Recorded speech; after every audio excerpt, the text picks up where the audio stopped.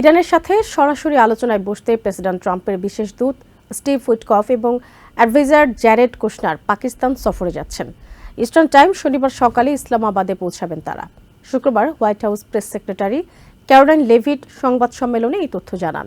তিনি বলেন, শান্তি আলোচনা এগিয়ে নিতে ইরানকে আরেকবার সুযোগ দিতে চান প্রেসিডেন্ট। ইরানের পররাষ্ট্র মন্ত্রণালয়ের মুখপাত্র ইসমাইল বাঘি জানান, যুদ্ধের অবসান ও ইরানের স্বার্থ রক্ষাই হতে হবে আলোচনার মূল বিষয়।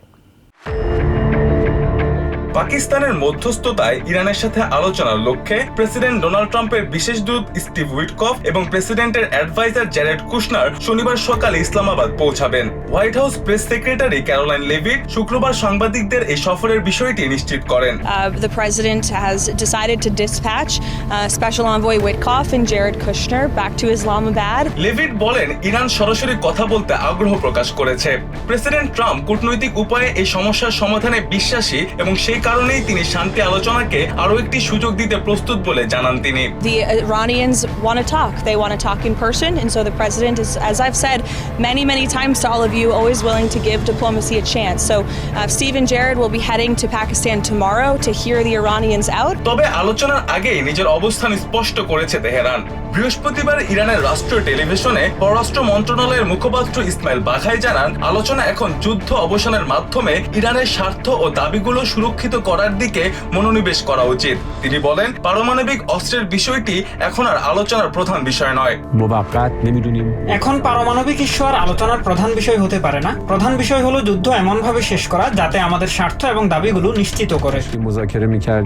বাঘাইয়ের বলেন, যে কোনো চুক্তিতে পৌঁছানোর আগে নিষেধাজ্ঞা প্রত্যাহার এবং ভবিষ্যতে আমেরিকা বা ইসরায়েলের আগ্রাসন রোধে নিশ্চয়তা চায় তেহরান।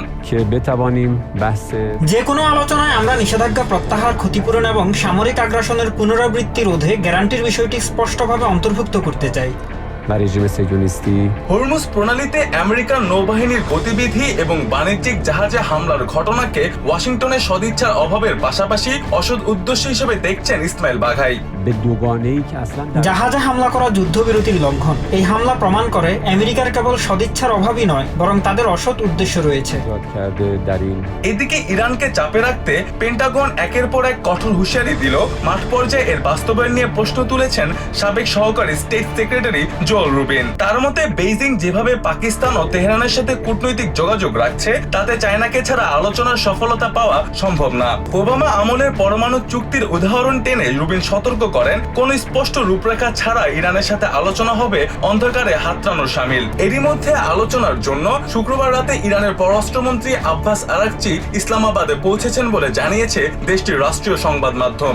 এর আগে 21শে এপ্রিল শান্তি আলোচনার সর্বশেষ দফাটি অনুষ্ঠিত হওয়ার কথা থাকলেও তা শেষ পর্যন্ত হয়নি। Mostafa Shikin Abir, TVN 24 news desk.